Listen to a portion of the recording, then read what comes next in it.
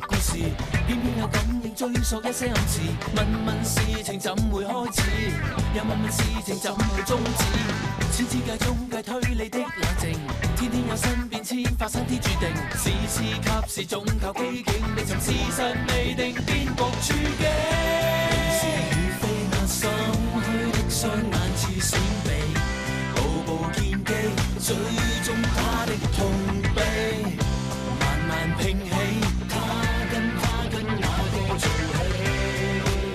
落雨起，太避忌，花樣太多，偏歪曲結果，有一些感應出錯，求誰聽清楚，查探內幕，花樣太多，偵測花樣更多，情理分析一切識破，迷惘清晰之間不算太傻。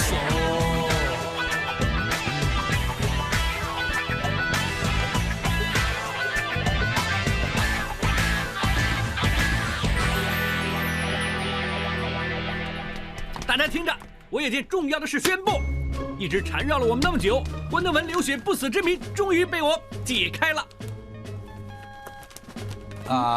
于 Sir， 你让他说吧，他不说不死心的。算你识货。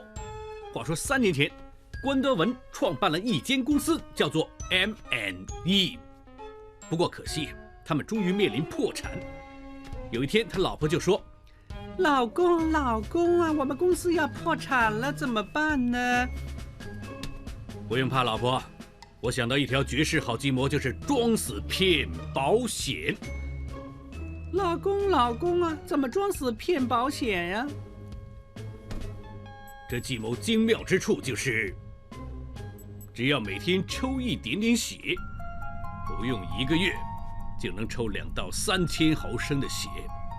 到时候，我就假装被人绑架，然后在藏身的地点把血都倒出来，那些人就会以为我死掉了，保险公司呢，自然就会赔钱给我了。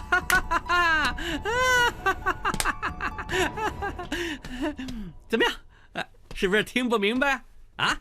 明不明白都给点反应。雨伞，我超明白，不过现在明白也没用啦。怎么会没用呢？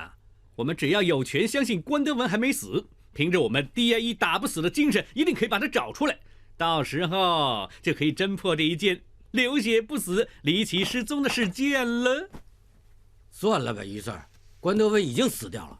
我都说关德文没死了，为什么你们不信我？于 Sir， 你听我说，我刚刚收到家俊的电话，他说有群童子军刚刚在一个郊野公园里面发现了一具尸体，经过初步证实，死者呢就是关德文。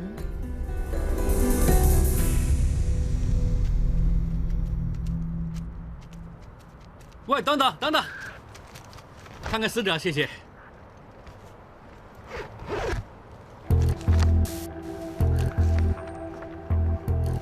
真的是关德文。你好，于 Sir，Madam。喂，别，死了多久？怎么死的？根据初步验尸结果，死者大约死了36个钟头左右。他的双手跟脸上都有很多淤痕，看来他生前曾经跟人打斗过。而他后脑有被硬物重击的伤口，这个很有可能是致死的原因。不过真正的死因还要回去做进一步的检验才可以确定。开走。来了。哎，家俊，尸体在哪儿发现的？在那边。哦。关德文的尸体本来埋在泥下面，附近的流浪狗可能闻到气味，把部分的尸体挖了出来。这么巧有童军露营经过看见，跟着报警。喂，你在搞什么呀？喂，你们看这些叉子跟炭都很新，我看平时很多人来这里 BBQ 的。那又怎么样？你很想来这儿 BBQ 吗？你不觉得很奇怪吗？你才奇怪呢，人人都在忙，只有你在这儿玩。我想我明白于所的意思，凶手埋尸就是不想尸体被人发现，照道理应该越偏僻越好。可是这次凶手竟然选了这么受欢迎的烧烤场来埋尸，的确有点古怪。哈哈，程 Sir 果然不一般啊！别说是尸体发出来的气味，就是有人留下的烧鸡腿、烧猪扒发出来的气味，都会吸引那些野狗来这个山头。凶手没理由留意不到啊。陈婶，在发现尸体的地方发现了这样东西。是名牌打火机。这类打火机通常都是限量发行，应该有记录的。拿回去查查，看能不能查到是什么人买过这个打火机。Yes, sir。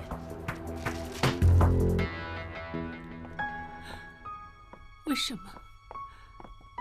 为什么我用了3年的时间，去忘记德文死的事实？他现在竟然这么狠心再死一次。如果他没死的话，这3年来，他为什么不跟我联络呢？为什么呀？算了，既然人都已经死了，别那么伤心了。不如回去打点一下关先生的身后事吧。真是猫哭老鼠。现在我大哥死了，你们2个开心才对。你这么说什么意思啊？什么意思？你心里明白。别说我不通知你一声，现在我大哥死了，我绝对有权要求尽快执行我大哥遗嘱的内容。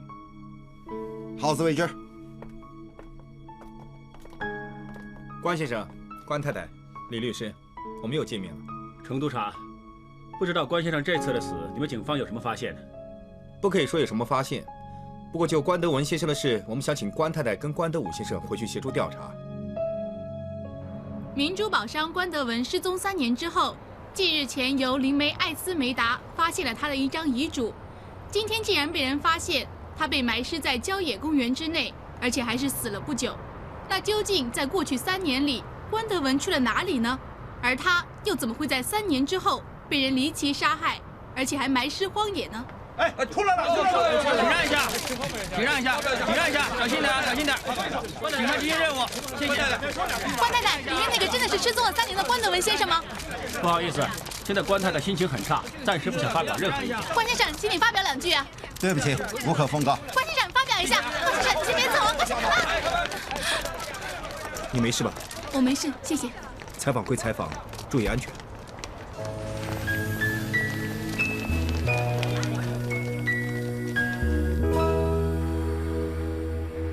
关太太，据我们了解，当天是你主动入禀法院申请宣判你丈夫关德文先生死亡，可是现在证实了当时你丈夫仍然在世，你有什么解释？有什么解释？当年的决定完全是基于法医专业的意见，而德文为什么当年并没有死，现在突然间被人杀死，我也很想知道究竟为什么。陈督察，这个问题不是应该我来问你们警方吗？你放心，这件案子我们会查清楚的。我想知道关太太在前天晚上10点到昨天凌晨1点这段时间在哪儿，做过什么？程督察，你这么问什么意思？你怀疑我的当事人跟关先生的死有关是不是？当然不是了。不过所有跟死者有关的人，我们循例也要问一问，包括李律师你。是这样的，前天晚上因为我们公司临时出现了一些法律的问题，所以我跟艾蒙回了公司开会。从晚上9点钟，我们一直开会开到凌晨3点钟。怎么会这么巧？那有没有人可以证明你当时在公司里开会？应该没有。当时公司所有的人都已经收了工，只有我跟艾蒙在公司开会。程督察，你想要证人的话，这点我可以证明。在那段时间，我的确是跟我当事人在一起。也就是说，李律师，你的不在场证人也只有关太太一个。那万一将来有人怀疑你们2个合谋杀人，你们都没有不在场证据。谢谢程督察的提醒。这个打火机是我们在关德文埋尸的现场捡到的，经见证化验之后，有你关德武先生的指纹。我们曾经去过独家进口这款打火机的精品店查过，根据售卖记录，证实这个打火机是关先生你在几个月之前买的。不知道关先生对于你的打火机在埋尸现场出现有什么解释？程 Sir， 我真的什么都不知道，我没去过现场，我也不知道这个打火机为什么会在那儿出现。是吗？难道打火机有脚，会自己跑去现场？是，我平时是喜欢收藏一些名牌打火机，我家里跟公司收藏了很多，不信你们可以去看看。我只想知道，在关德文被杀那天晚上，你在哪儿，做过什么？那天晚上，我去了一个熟人的酒吧喝酒。我在那儿认识了一个叫 Kiki 的女孩子，我觉得跟她很聊得来，我就跟她回家过夜了，一直睡到第2天早上10点多才走。如果你们不信，可以去问她。我有他的电话跟地址。对了，万化姐，上次在灵梅家扫了一堆金鱼缸碎玻璃回去化验，验到些什么？说起来啊，真是拜你所赐，我熬了几个通宵啊，黑眼圈呢、眼袋都熬出来了。不过只是在碎玻璃里面找到一些沙子啊、化学盐呢和余粮，其他什么都找不到。是。万化姐，那关德温那件案子，你们鉴证科有什么新发现？这个倒有新发现啊！你们记不记得我们不是在现场找到一个打火机，在打火机上面啊有关德武的指纹。关德武的指纹？哎，照这么说，关德武就是去过发现尸体的现场。哼，不用问了，8成那个关德武啊就是凶手。如果他真的是凶手啊，他真是太笨了，哪有人带个没气的打火机去现场的，还留下来被我们发现？你说这是不是天网恢恢啊？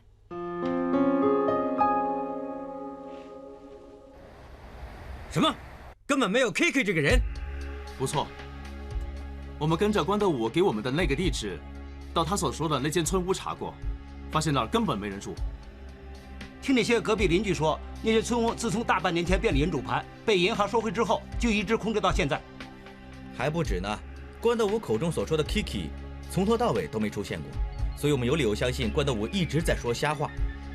家俊，我们去过关德武口中所说的那间酒吧，也证实了关德文被杀的当晚，他真的去过，不过很快走了。而他在酒吧期间，也真的跟几个女人聊过天，喝过酒。可是那班女人中有没有一个他口中所说的 Kiki， 就没办法证实了。那这案子很简单呐，事实摆在眼前，关德武根本就没有足够的不在场证据，是不是？家俊，那你还不抓人？黄 Sir， 由始至终我们只是掌握了一些比较初步的环境证据，其他实质一点的证据，好像说人证啊，都还没有找到。我希望有足够证据再正式抓人。家俊，你要知道，这件案子外面的传媒盯得比谁都紧。黄 Sir， 你放心吧，关德武行踪24小时有专人看着，他跑不掉的。对不起。喂，我是鸡哥，你意思是在警方发现关德文尸体的前一晚，你曾经在现场接载过一个神秘男人到市区？是啊，那天晚上大概12点15、20分左右吧，我刚刚送完一个客人去新界，还以为要空车回了市区呢。谁知道我经过郊野公园附近的时候呢，那个地方除了星期6日还有公众假期之外呢，很少有人会那么晚在那个地方拦计程车的，所以我对这个男人印象特别深刻。如果让你再看见那个男人，你还认得他吗？啊，不是吧？那天晚上那条路那么黑，那家伙还戴着口罩挡着脸，怎么认得出来啊？鸡哥，你再想想清楚，你对那个神秘男人真的一点特别印象都没有？特别印象啊？啊，有啊！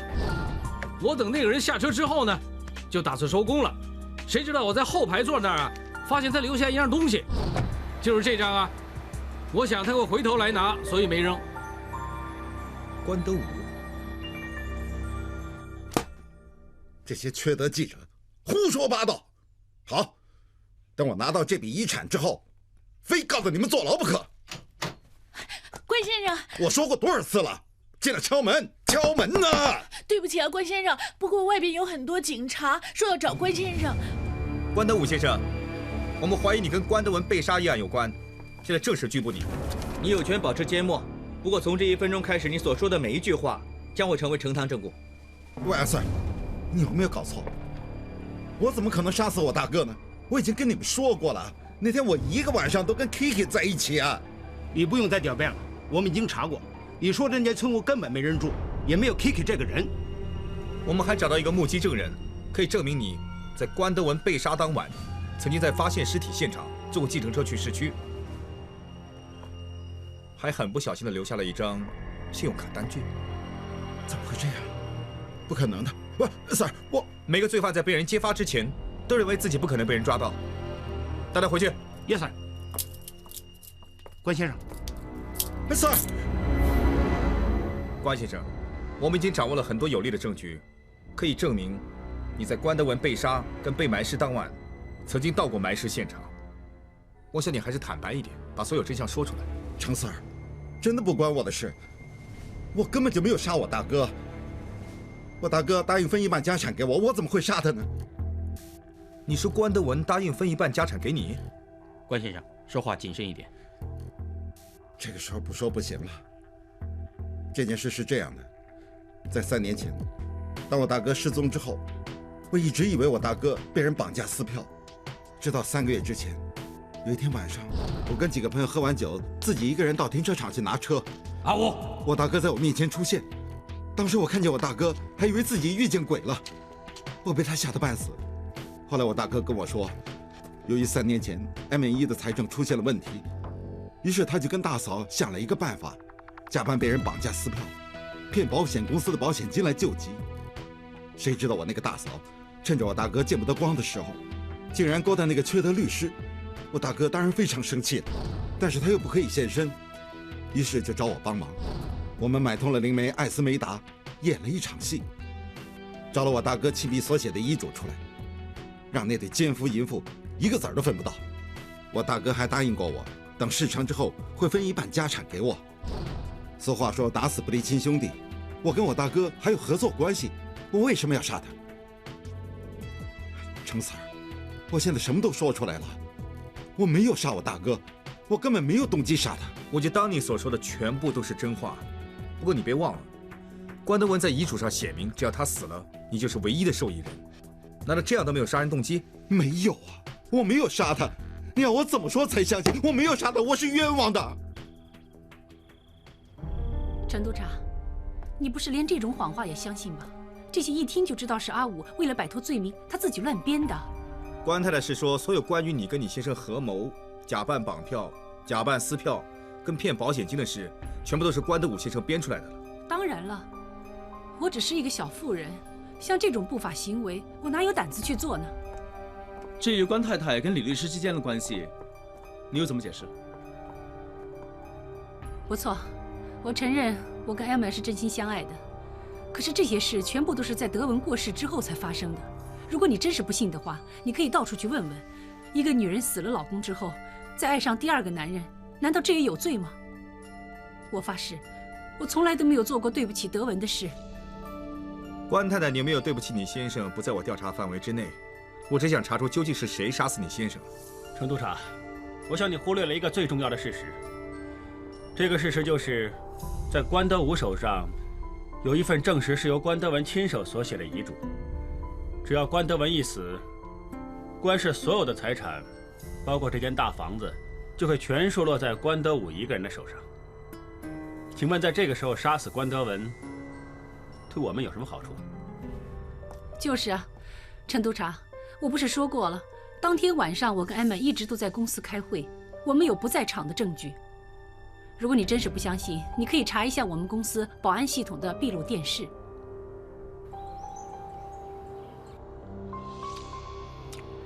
照这个闭路电视片段来看，何永琛跟李德广在案发当晚真的有不在场证据啊。那就是说，关德文的死跟他们两个无关。你们都不知道有没有搞错？一点都不知道程序就拿录影带回来看，是不是过分了一点啊 ？Madam， 你放心，这一盒录影带啊，是我在政务房找朋友吃饭的时候无意中在地下捡到的。如果不看看，又怎么知道还给什么人呢？哎，这次美人又说的不无道理啊！嘿嘿 ，Madam 啊，袋子不会看少一块的，那最多看完之后还给你的程 Sir， 不会妨碍程 Sir 查案的。你现在说什么都行了，费 Sir， 关德文的尸体都找到了，那么关德文失踪的案子应该可以结案了。于 Sir， 你又怎么看？费 Sir， 我在问你，那你问他。关德文这件案全靠我们朗哥锲而不舍才破得了案，不问朗哥，难道问你呀？不过话说回来啊，如果我们不是决定要翻查关德文这件案子，关德文就未必会被人杀死。现在看起来，我们间接变成杀人凶手了。什么？我们变了杀人凶手？那怎么办？怎么办？你这么怕，马上去重案组自动现身找陈 Sir 自首喽。哼，你这么说什么意思啊？你说不是吗？根据鉴证科万化姐所说，他检查过关德文尸体旁边这个打火机是没气的，可是关德武为什么偏偏要带着一个完全没气的打火机？好像故意要把他留在那个埋尸现场呢。你不许他的打火机真的就是碰巧正好没气了吗？这当你说的对，可是根据那个司机所说，关德武上车的时候，他是戴了口罩，还有鸭舌帽，他是不想被人认出来。可是为什么在计程车上会发现了一张关德武亲笔签名的信用卡收据？你不觉得这样很难令人相信吗？切，很多罪犯都是临时起杀机才去杀人的，那自然就会错漏百出了。要不然什么叫天网恢恢，疏而不漏啊 ？Madam， 我们查案不是一向都有科学跟证据吗？你什么时候这么相信天意的？其实这件案最大的疑点呢，就是关德武埋了他大哥的尸体之后，为什么要坐计程车离开现场？山长水远，不坐计程车难道走路啊？山长水远，不坐计程车难道走路啊？可是他又怎么样把尸体运去现场埋尸呢？对呀，他怎么去的？难道他会飞？关德武明明自己有车，为什么偏偏不开车，要坐计程车那么张扬？他怕人家认得他的车，所以坐计程车。还有啊，谁说一定要运关德文的尸体去现场埋尸啊？他可能用计骗关德文去现场，然后杀了他，就地埋尸喽。就地埋尸？我真是跟你说啊，吃饭时间你在这儿啃三文治，会流失骨胶原，不帅的。于 Sir， 怎么这么好，过来看我？来找你一定是问你关于死人的事了。你是想问关于关德文那件案子的事情？嘿，跟得我多，果然机灵多了啊！我想问你，关德文埋尸的地方是不是第一凶案现场？依照死者身上的尸斑、尸身僵硬程度，还有尸体的卷曲情况来看，他应该是在其他地方被杀害之后，被人塞进一个比较小的空间，比如行李箱之类的，再移尸去埋尸现场。照你这么说，那里绝对不是第一凶案现场。不错，还有啊，经过详细的检验，证实死者是被人用硬物重击后脑，引致头骨破裂、脑出血而死。啊，想不到关德文当年设下骗局，让大家都以为他是流血过多而死，谁知道到了最后，竟然真的流血过多而死。难道冥冥中真有主宰？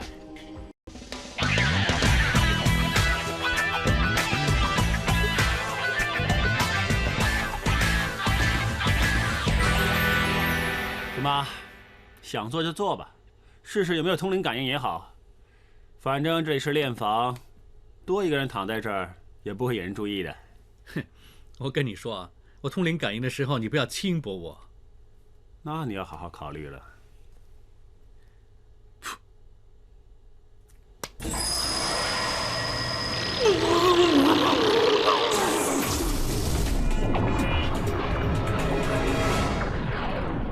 喂，我走了，皮。喂，你怎么会在这儿呢？你吓死人了！我大吉大利啊！我全家上下都健健康康的，人家特地来等你的。为什么特地来等我啊？人家那么为你，帮你拿到了闭路电视录影带，你怎么报答我啊？明天请你喝茶喽。我不去喝茶，要是那么多人一块儿，我要二人世界啊！你要怎么样个二人世界法呢？那我这个人很简单的，只要你单独跟我逛街看电影就行了。逛街没问题啊，我也想去逛街，不过我怕我逛那条街不适合你逛。放心吧，香港所有的街我都喜欢逛。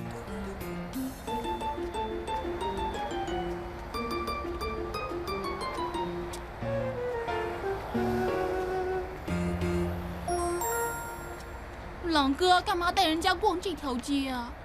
你说要我陪你逛街吗？现在不在逛喽。你经常来这儿的吗？是啊。啊？我以前扫黄的时候，偶尔也会来这条街逛一逛的。你好像在找什么东西似的。我在找一个电波美少女，帮忙找找看。那个电波美少女很漂亮吗？你那么远都来这儿找她。你不明白了，我怀疑这个电波美少女啊，跟关德文的案子有关。帮忙找那招牌。哦。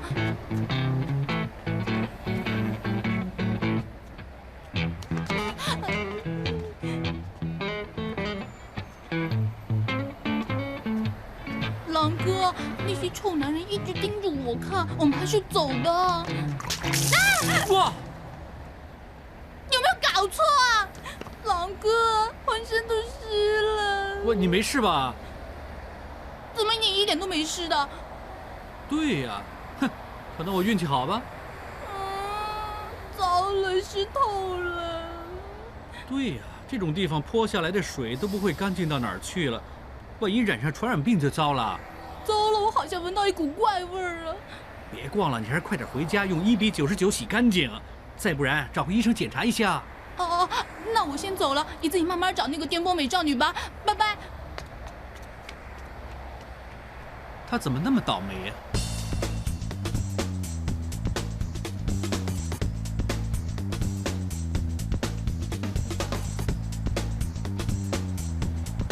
哎，朋友，你是不是很喜欢吃鸡？我们的咖喱鸡多好吃啊！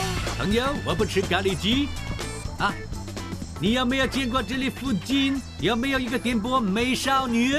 我不知道啊，我只是看见最近有警察来，把那些黄色招牌全拆掉了。朋友，有没搞错？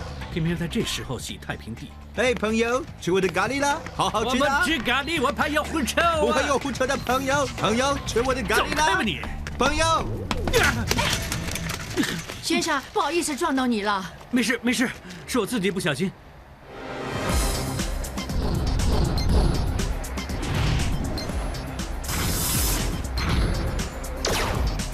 大姐，你这葫芦从哪儿捡来的？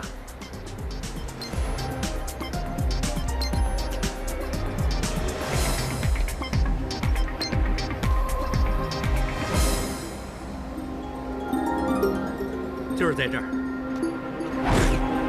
你就是电波美少女啊？有什么问题啊？那人家20多年前刚出道的时候是用这名字吗？再加上用了有感情，客人容易找，就照用这名字了。怎么样，Sir？有什么要问？人家要做生意啊。你认不认识这个人？啊，几年前失踪了，跟着前几天找到他尸体那个珠宝商人关德文嘛。那你就是认识他喽？当然认识了。最近所有新闻呐、杂志啊，全部都是在说他，有什么办法不认识啊？那你没见过他吗 ？Sir， 你别玩了，人家有的是钱，要多少女人伺候都有了，怎么会沦落到要找我们这些20多年前的电波美少女啊？沦落？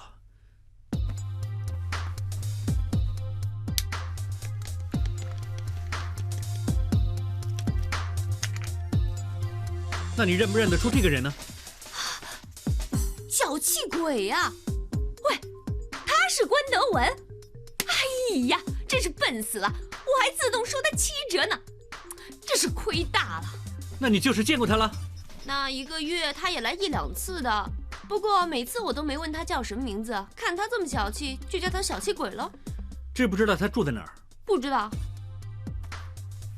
哦，不过有个人呢，可能可以帮你。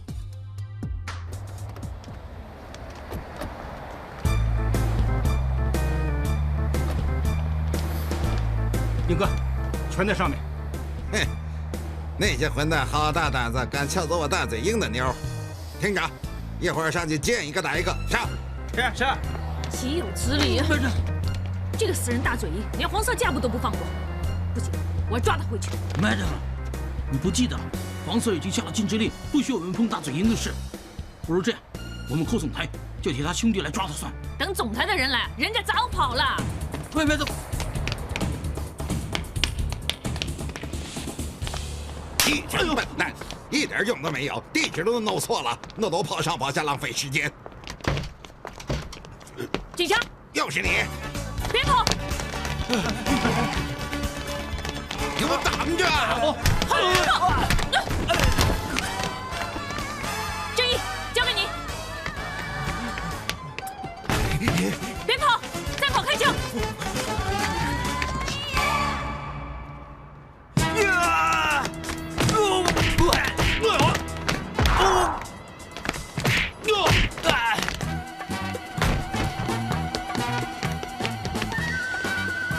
别跑！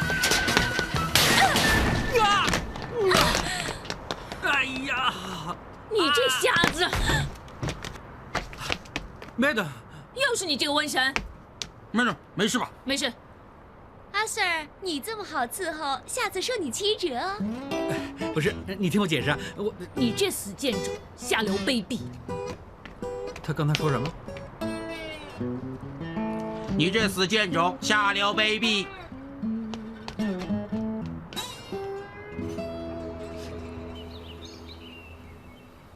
费 Sir， 你是怎么教你这些手下的？随他们在外面胡作非为都不管。你知不知道，这俩家伙不顾我的禁止令，擅自去抓人，搞得一团糟。啊，这个更离谱，身为条子，不是条子，是警察。哦，警察赵记呀，不是赵记，我只不过向妓女调查资料。我管你找他干什么？你这么做就是破坏警队的纪律，也严重影响了我们警队的形象。把证带好了再说吧，形象。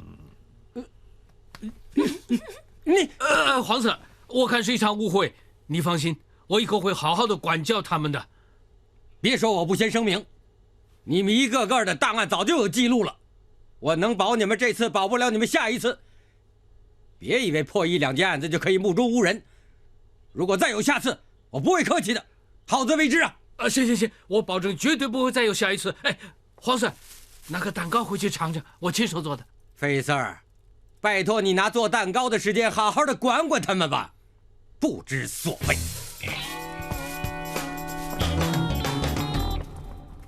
什么东西啊，还把我们的蛋糕拿走了！我说他眼红我们 DIE 破了重案组的案，跑来找我们的麻烦，真是岂有此理！当着我们面教训费 Sir。哎，算了，骂那几句有什么关系呢？我都惯了。总之以后你们做事小心一点啊，别再让人拿着什么把柄。我的蛋糕保不了你们多少次的。那我看见大嘴鹰那坏蛋连色情事业都搞，我没理由不管的吗？要不是这小子没事跑去召妓，会搞得一团糟。谁说朗哥去召妓啊？朗哥去查案的。哎，于 Sir， 你去查大嘴鹰啊？不是啊，朗哥是去查关德文被杀那件案呢。那天我也在啊，不过被人泼了一身水，我才先走了嘛。不知道来龙去脉就胡说，那也不对呀。关德文的案子给了重案组查了吗？你们根本就不应该去查。你来 DIE 那么久了，你也一样咬着大嘴鹰不放啊。那大嘴鹰的案子我一直跟的吗？关德文的案子也是朗哥一直跟的。于是，为什么你查案查到去那种地方呢？我收到风，关德文生前呢，有可能经常去找这个电波美少女一楼一凤，我上去查查喽。于 Sir， 你查到什么了？我查到呢，这个关德文呢，在这大半年来，经常去找这个电波美少女。由于他住在郊区，那个电波美少女就介绍了一个7折的计程车司机给他。哎，如果照这么说，只要找到那个司机，不就知道关德文生前住哪儿了？可惜啊，那个的士司机回了乡下，过几天才回来。切，那不等于废话？喂，你干嘛没事老顶撞朗哥啊？哎，大家 sit on one boat， 同坐一条船，不要再争了，好不好？我不是想争啊，我只想费 Sir 你说句公道话，究竟我跟于 Sir 谁对谁错？其实你们2个都是很有责任心的人。其实呢，有时候有的事没分对与错，最要紧呢是做自己应该做的事。不过晶晶，你以后呢要聪明一点，不要被人抓着那什么把柄。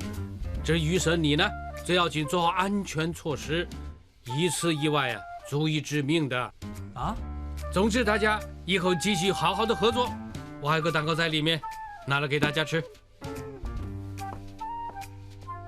美人，费 Sir 说的话你明白吗？费 Sir 说的话经常是一头一尾了。等吃蛋糕吧你。什么意思？这你都不明白？费 Sir 说的话呢，只要头一个字跟最后一个字就行了，就是废话。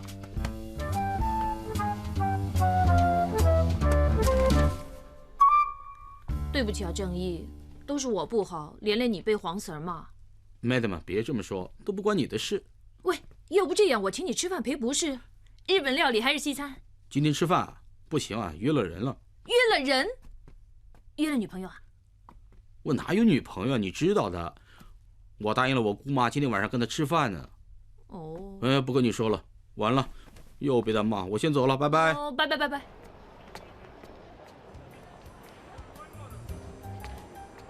先生，请问几位呀？我已经约了人了。好，请里面吧。谢谢。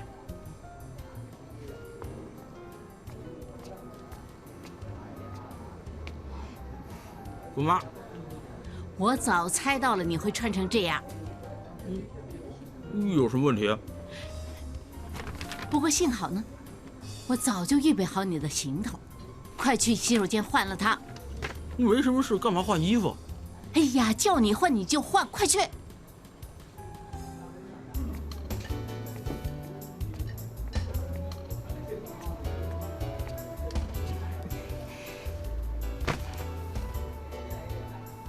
正义啊，你觉得这间餐厅的情调怎么样？姑妈，你没事叫我来这儿吃饭干什么？有什么关系啊？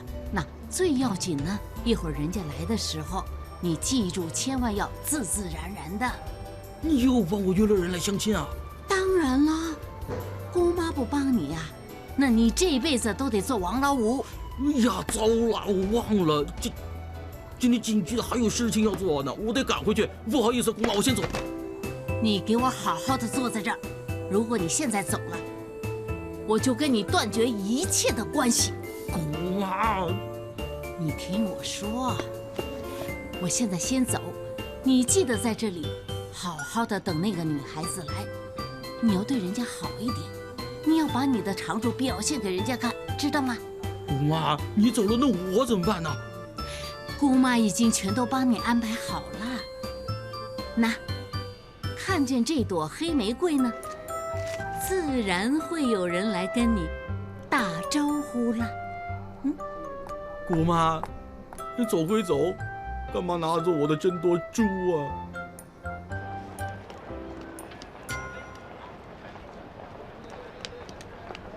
撒姨呀，我都叫你别再介绍何小姐给人家认识了，这次第3次放鸽子了。你呀，每次都叫我做坏人。我知道了，我会跟人家解释的。不说了，就这样，拜拜。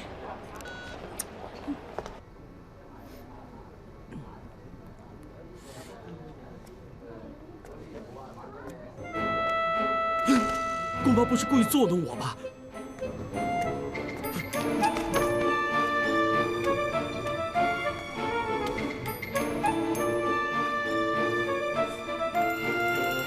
算了，36计，走为上计。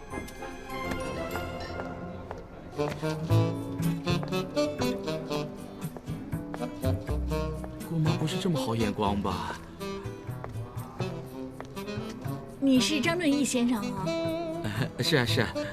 我姓于，不好意思，我来晚了。不要紧，不要紧。坐，随便坐。谢谢。张先生，其实是这样的，因为呢，于小姐，我明白了，你不用说了。要不这样，先交杯东西喝。哦。麻烦你，是2位要喝点什么？对了，你想喝什么？橙汁，谢谢。1杯橙汁，再来1杯热鲜奶。好的。其实呢，于小姐，你先说。还是张先生你先说。哦，好。我叫张正义，今年31，我的职业呢就是警察吗？你的事啊，你姑妈全告诉我了。是吗？他还告诉你什么了？所有的事喽，包括张先生你的身高啊、体重啊、爱好和习惯，还有喜欢哪一类型的女孩子。他真的什么都告诉你了，真不好意思。这有什么不好意思的？认识女孩子是正常的社交嘛。要不是你姑妈把你的事情全告诉我们，我们怎么可以帮你找到一个合适的对象呢？合适的对象？是啊，本来今天晚上约了何小姐来相亲的，可是呢，她临时有点急事，真不好意思，她来不了。何小姐？是啊，约了你相亲的那位吗？原来于小姐你不是？对不起啊，我忘了介绍自己了。我是一线牵婚姻介绍所的职员。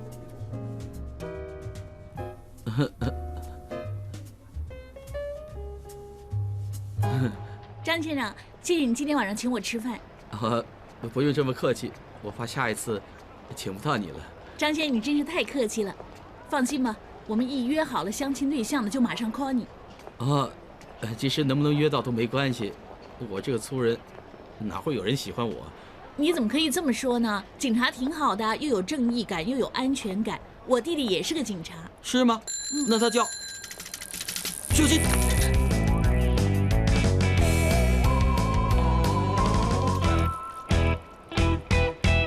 张先生，我没事了，你可以放开手啊。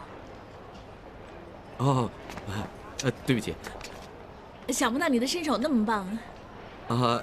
你太夸奖我了。其实我只是3小猫的功夫嘛。可是我帮你。谢谢。不用。啊，司机大哥，麻烦你小心开车，送这位小姐回家 ，OK？ 张先生，你人这么好，我一定帮你找一个合适的对象。拜拜。拜拜。拜拜。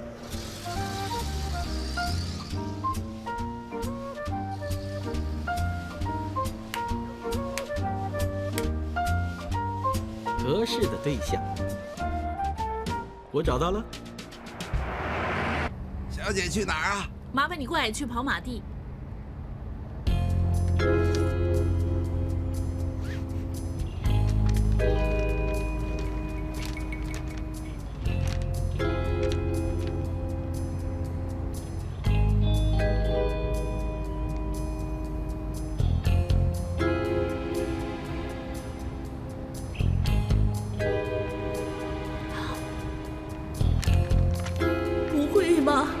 上了贼车，司机大哥，我落了东西，请在前面停一停。这儿是禁区，不能停车，小姐。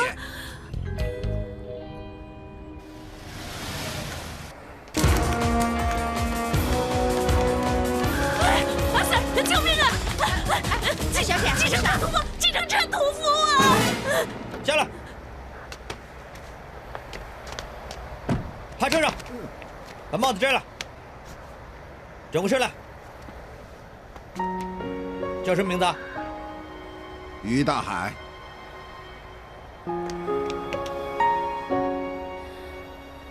爸爸。天空千個荒誕的故事，偏偏有感應追溯一些暗示。問問事情怎會開始，又問問事情怎會終止。千次計中計推理的冷靜，天天有新變遷，發生啲注定。事事及時，總靠機警，歷尋事實未定，變局處境。是與非壓心虛的雙眼似閃避，步步見機，最終他的痛悲，慢慢拼起，他跟哪個做戲？落雨起，太悲劇。